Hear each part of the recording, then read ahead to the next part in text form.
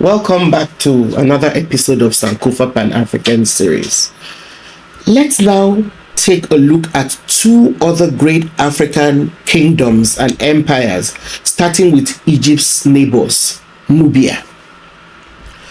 Now, Egypt's closest neighbors were Nubians. The origin of the name Nubia is now obscure. Some have linked it to Nub, spelled NWB, an ancient Egyptian word for gold. The area known as Nubia in ancient times covered most parts of northeastern Africa. It extended from the Nile River Valley and went eastwards to the shores of the Red Sea. The southern part of Nubia covered present-day Khartoum in the Sudan, and the western part of it is the area which now covers the Libyan desert. The Nubians developed powerful kingdoms. One was Kush, which had its first capital at Kerma and later at Napata. Meroë was another Nubian kingdom. I will come back to it, to Meroë later. Now, the Encyclopedia Britannica suggests that Nubia was divided into two regions. The southern portion, which extended north to the southern end of the Nile River, was known as Upper Nubia. This was where Kush was established under the pharaohs of the 18th dynasty in Egypt. Kush was called Ethiopia by the ancient Greeks. Lower Nubia was the northern part of the region and was located near Aswan. The vast area which constituted Nubia is believed to have become populated by African people from the Sahara region.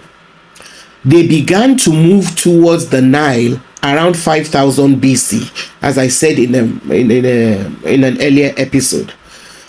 According to archaeologists, Nubia emerged as a farming region around 3500 BC. And there is evidence to suggest that there were interactions between Egypt and Nubia and other Nilotic regions in the south from very early in human history. One interesting fact about Nubia is that, in spite of all the debates about the race of the people responsible for the Egyptian civilization, Nubia has always been perceived as a land of black people.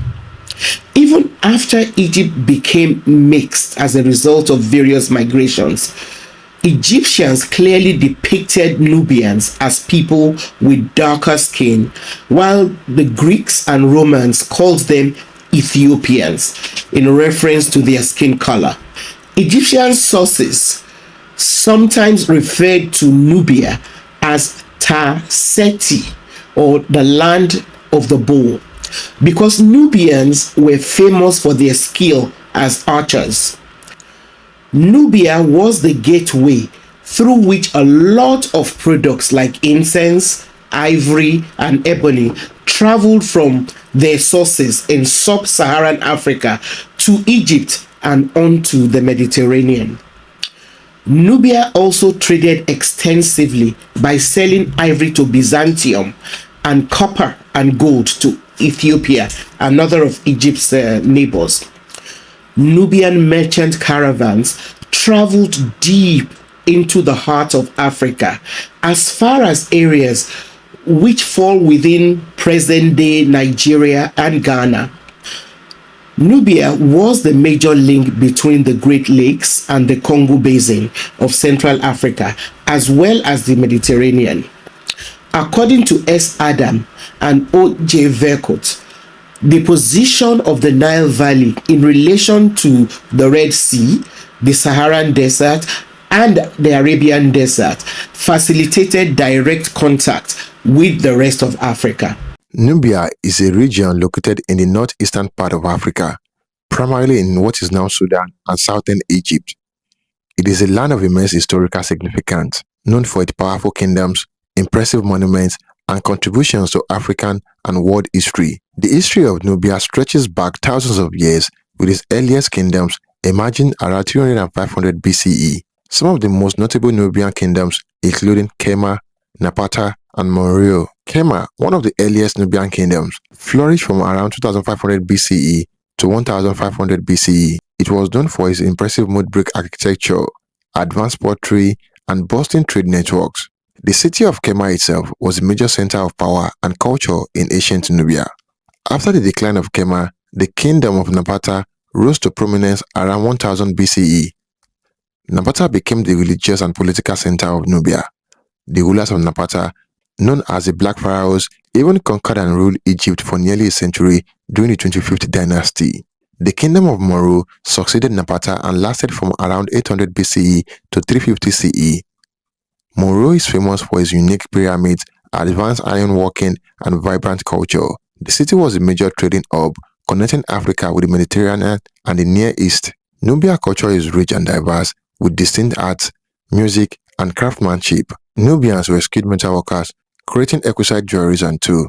Their art and architecture reflect a blend of indigenous traditions and influences from Egypt and other regions. The decline of Nubia began around 4th century CE due to internal strife, environmental changes, and external pressures. However, the legacy of Nubia lives on through its contributions to African history and its influence on later civilizations.